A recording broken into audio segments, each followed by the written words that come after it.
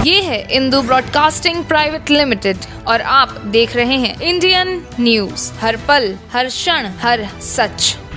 प्रधानमंत्री नरेंद्र मोदी के संसद के दोनों सदनों में दिए गए भाषण पर मुख्यमंत्री भूपेश बघेल का हमला जारी है। उन्होंने कहा कि प्रधानमंत्री सीना ठक्कर कह रहे थे कि वे कितनों पर भारी है। कभी तो लग रहा है कि एक अडानी पूरे सत्ता पक्ष पर भारी है। उन्होंने भाजपा नेताओं को नाना का सरनेम लगाने की भी सलाह दी।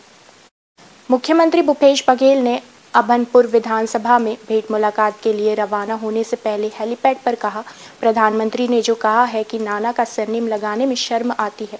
अब भाजपा के साथियों से कहना चाहता हूं कि अब दादा का सरनेम लगाने की जगह नाना का सरनेम लिखा करें, क्योंकि यह प्रधानमंत्री जी ने कहा है। इसलिए भाजपा के तमाम नेता अपने नेता का सरनेम लिखा करें, दादा का सरनेम ना लिखें। मुख्यमंत्री भूपेश बघेल ने देश को विश्व गुरु बनाने के दावे पर उन्होंने कहा, जनसंख्या में तो हम आगे हैं, लेकिन गरीबी में कहिए, भूखमरी में कहिए, शिक्षा में, सभी में हम लोग निचले पायदान पर हैं।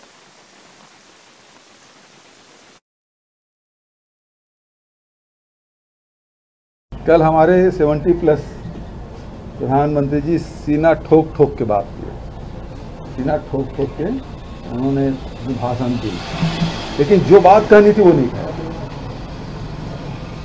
पूरा देश सुनना चाहता था अडानी के बारे में, लेकिन उसके बारे में एक शब्द उन्होंने नहीं कहा। LIC के पैसे डूब रहे हैं, SBI के पैसे फंसे हुए हैं, इसके बारे में प्रधानमंत्री जी ने एक शब्द नहीं कहा। बजट तो सब सीना ठोक ठोक के बात की। अच्छा लग रहा था भाषण, सीना ठोक ठोक के बात कर रहे थे। 70+ होने के बाद भी अभी दमखम बाकी है, लेकिन सवाल इस बात है, देश जो सुनना चाहता है उसके बारे में कुछ नहीं बोल रहा।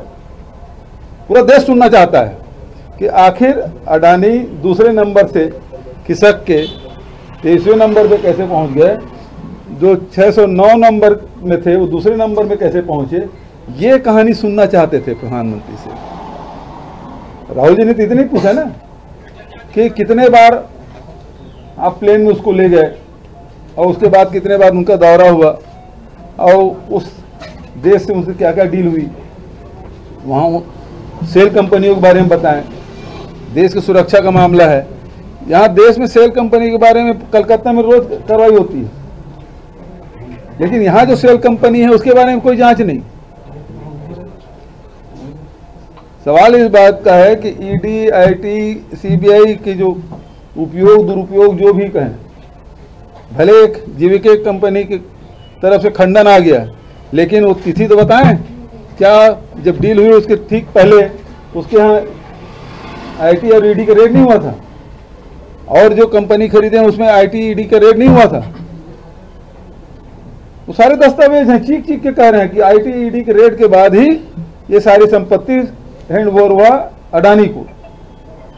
भले वो जब IT ED के रेट चलते अपनी संपत्ति को ही, जीवन भर की कमाई को दूसरे को सौंप दिए, बेचने के लिए बाध्य हुए, तो अब क्या हिम्मत कर पाएंगे वो बोलने का।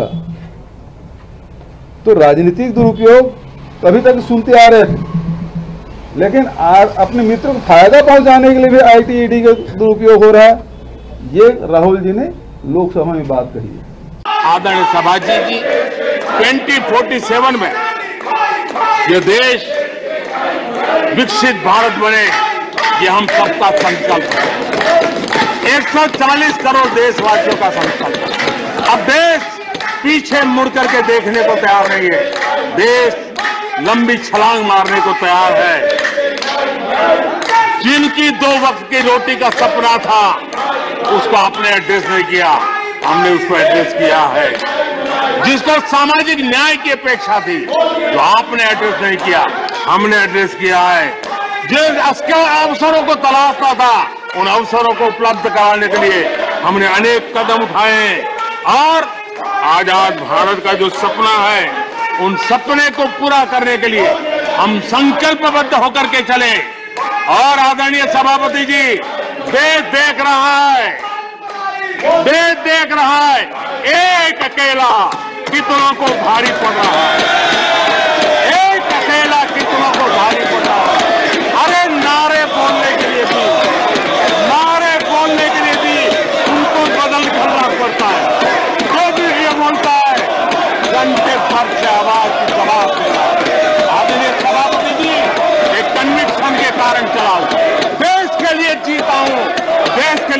करने के लिए निकला।